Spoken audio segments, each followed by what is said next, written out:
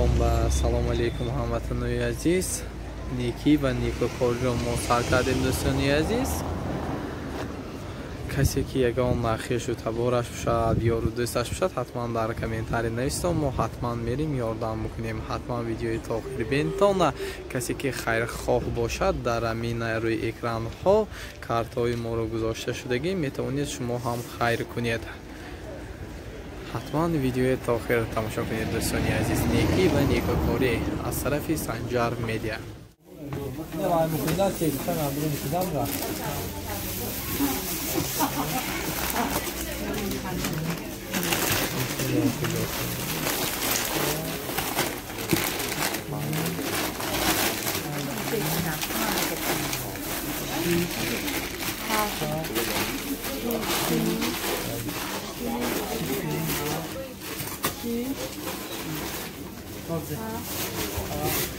Tabii ha düştü.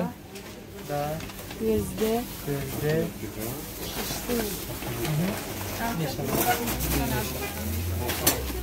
Tamam, çok güzel. Sonra sidra. Hay. Neye düştü? Günlüğü kaç? Yaksı 50 sanırım. Yaksı 50 bu da şimdi. Osteris. Oğlum boynu mu? Böyle daşı boş. Kartoşkoyu nazı pekloş çampo. Sorsama. 10 kilo anemintit. O bu daşı bigireyim.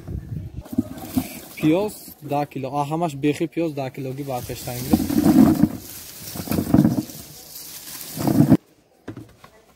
Bekhem 10 kilo? 10 kilo bekhi.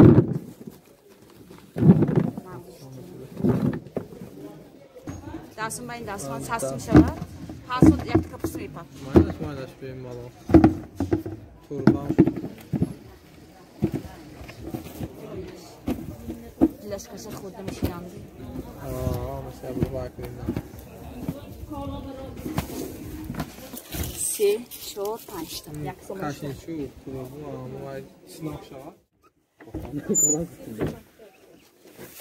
Kani برادرها یخته یاردم که این تانچ کنی کنی دبا گریتم جولی با یه اگل چیزا چیز بیتم کام باشدم همه خرید کرده آوردیم.